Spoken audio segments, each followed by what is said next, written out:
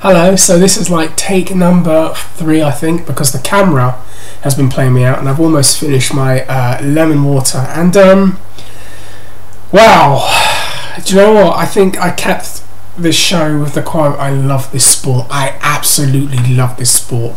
I'll tell you what, I've not had the best couple of weeks to month. So this really helped me in the sense that I just needed something to take my mind off of everything. And wow, what a night. I almost feel like singing. Like I almost like singing that Yes Sir I Can Boogie song, but I'm afraid because I don't want to get a copyright. But what a night. I mean, I talked about it with a lot of people. I even said it on this channel. I'm really excited for this card. Like I'm really, like, it's like the old days again. Like I'm so excited. And let me just sip this. I had every reason to be. And I almost feel like saying that, you know the old phrase, if you want to make God laugh, tell him your plans. And I almost feel like that because I planned to make this video at 6, but I couldn't with the camera issues. And I feel like that applies to this UFC. I mean, oh. You had Wonderboy Thompson going in there and doing what he does and not giving up on a title shot. He looked really good that night against Jorge Masvidal. That was a very impressive win for him.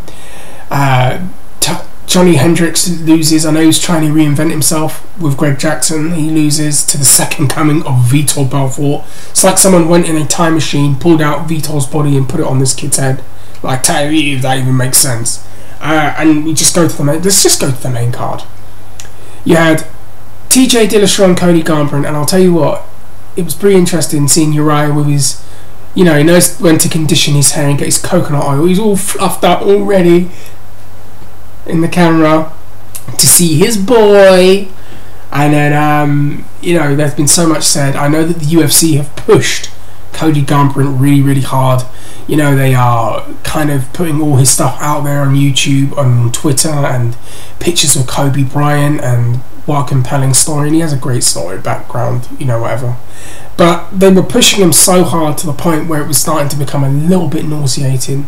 And yes, they vilified TJ Dillashaw. You had the history with TJ and Cody, and yes, I think, well, you know, you had the backstory, so it was a very interesting fight. Lots of things have been said. Then 2 days before, they released footage of Cody knocking out TJ Dillashaw or clipping him or whatever it was. So I think that was a good attempt at psychological warfare. And you have the fight. I was very excited for that. Cody hurts him. TJ recovers. Then TJ does to Cody what Cody did to him and finishes the fight. And I'm just like, oh my goodness. TJ is the bantamweight champion. And it looks like we're going to be getting TJ Dillashaw and Demetrius Johnson. And I say, let's do the fight. Now he's got the belt. There's no argument. Let's just do the fight. Super fight. Let's do it. They need it, and DJ needs it. But wow, that was a great fight. And then you have and it's interesting because they planned so hard for Cody to win. So it's just very interesting seeing this go down. And it was like the theme of the night. All the champions lost. You had and the one that was the most satisfying in a way was the Joanna and Rose fight, because, you know, I was very excited for this fight. Joanna had said so many things right in the lead up to this fight, and calling Joanna mentally weak. I mean, calling Rose mentally weak, kind of talking about her mental well-being. Joanna was really turning up the trash talk to the point where it was getting a little bit uncomfortable and a little bit contrived. And just carrying on, I am the boogie woman, I am the boogie woman. I don't know, and then going, doing all this, I am the boogie woman is going to take your soul. And carrying on to the point where it was like, you know what, it wouldn't hurt my feelings to see Rose beat you. Even though I'm going to favour you in this fight, if Rose wins, I mean, I'm rooting for you, Rose. And it was like, I hope she wins, I hope she wins, I hope she can do something. Then you see the face-off, and obviously putting her fist on her mouth. Then the face-off before the fight was about to start, and you got Joanna all going in her face that and stuff. And then I was like, oh my goodness. And you see Rose just like, get off of me kind of thing. Then the fight happens, and then Rose drops her in the first round, and you see Joanna go bang, like that, and I was like, oh god, this might happen.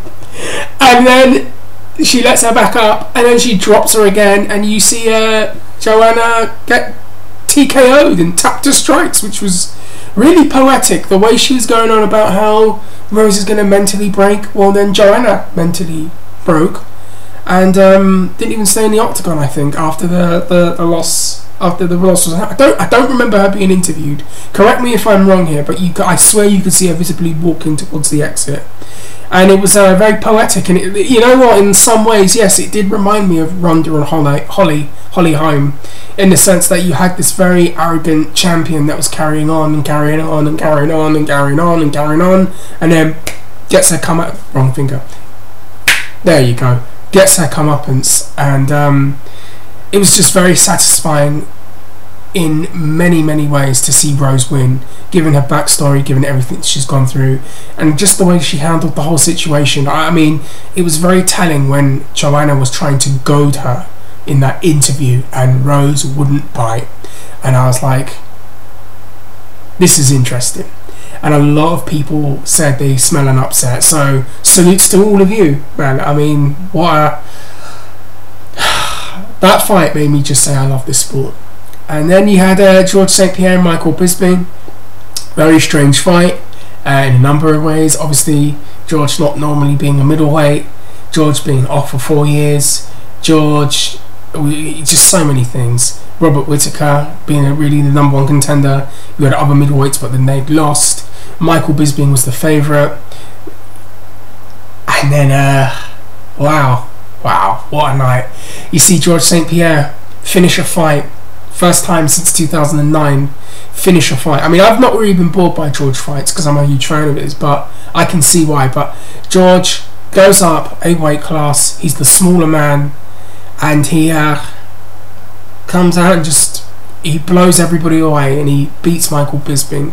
He looked a tiny bit slower from how I remember him being, but wow, I mean, you can't ask for a better night than this. I actually want to sing. If I could put background music in, I would start singing. I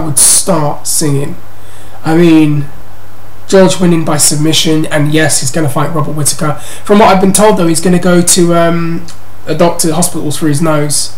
But what a night. So George is in the history books, being another guy to have held championships in 2 different weight classes, and now at middleweight. And I'll tell you what a hell of a career. And he seemed a lot more relaxed, a little bit more like enjoying the moment. Towards the end of his run, he just looked very tense and very I am training harder for my fight, where he's a little bit more loose and a little bit more relaxed. So whatever he had going on has seemed to have, that time away has helped him. So, and absence makes the heart grow fonder too. I don't know if there's anything else I can say really, other than just waffle and avoid swearing, because I don't want to lose any monetization if I put it up for it.